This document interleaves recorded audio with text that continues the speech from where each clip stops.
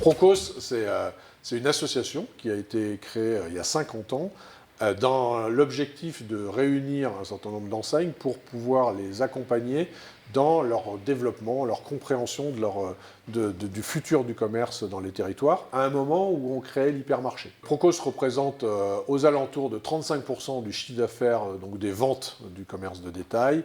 C'est aux alentours de 60 000 magasins partout en France et 750 000 salariés.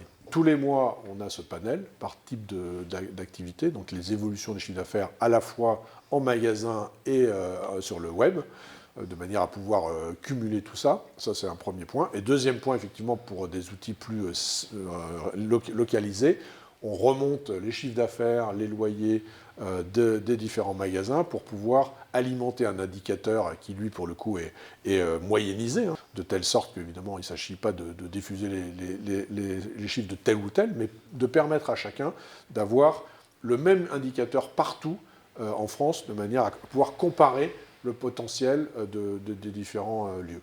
Alors Meilleur Chaîne, ça fait des années qu'on s'est associé à cette démarche parce que, effectivement, quoi qu'on fasse, nous, Procos, où on a une analyse de professionnels, d'experts, quoi qu'on fasse, à la fin, c'est le consommateur qui tranche. Nous avons une démarche complémentaire, c'est-à-dire que nous on mesure d'abord le résultat, et en plus, compte tenu de notre statut d'association, on ne compare pas les enseignes les unes avec les autres.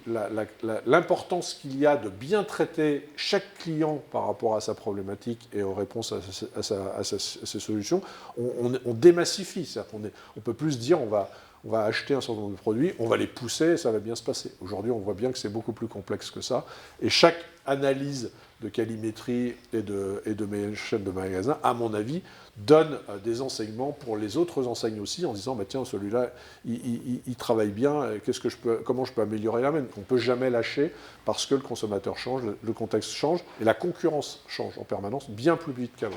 Le sujet d'avoir la bonne vision des consommateurs et d'avoir des panels aussi importants, et puis il est aussi l'enjeu de mobilisation des enseignes vers leurs propres consommateurs, enfin, tous ces sujets de démarche, parce qu'en fait, ce qui est important de primer à la fin, c'est la qualité de travail des enseignes et de leurs équipes.